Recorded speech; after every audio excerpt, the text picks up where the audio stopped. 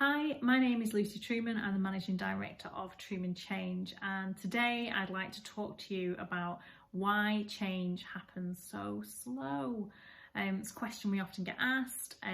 So if you're responsible for leading or driving change in your organisation, you find yourself saying things like it's just not happening quickly enough, then hopefully this is the video for you. Really interesting time to pause and reflect on this, because of all the things that 2020 has taught us, one of them is that change can happen extremely quickly at pace never seen before.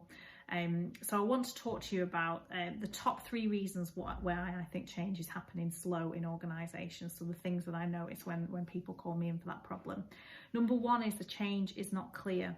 It's very difficult for people to get behind a change programme when they're not clear what it's trying to do. So again, using COVID as an example, if an organisation was to say, okay, we all need to just work from home from Monday, that's really clear. You know, IT knows what they need to do, HR knows what they need to do, the staff know what they need to do. It's a very clear, specific reason for change and a very clear, specific actual change that's going to happen. So is yours that clear? If it isn't, it's hard for people to get behind. Number 2 is capacity, and I've made other videos about this, so I'll try not to repeat myself and harp on too much, but it's such a common mistake to make.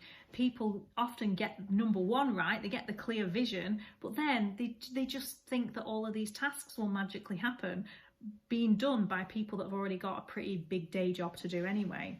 So please do have a think about what are the tasks that need to be completed in order for this change to happen. Is it rewriting job descriptions? Is it reviewing contracts? Is it changing processes? All of that work needs to be done, so who's doing it?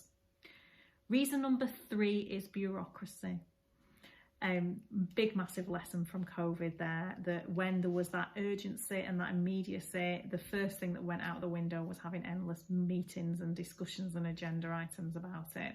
We tie ourselves up in knots through paperwork, and paperwork does not make change happen. So really challenge yourself and think about what level of governance your change programme needs, because if a decision has to go through 3 or 4 board meetings before it even gets made, then you are slowing it down. So have a think about that. Obviously there always needs to be some oversight and some governance and some transparency around that. I totally agree with that, but often organisations have far too much. So challenge yourself, be brave. Can you let your people take risks without having this massive governance wrapped around it?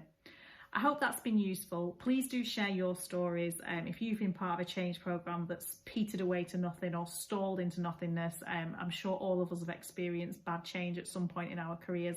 So let's learn from each other and let's stop accepting that it's slow and it takes too long. It doesn't have to take too long. If you need some help and you need to kind of kickstart your change programme, then please do get in touch with us and we'll have a chat with how we can support you.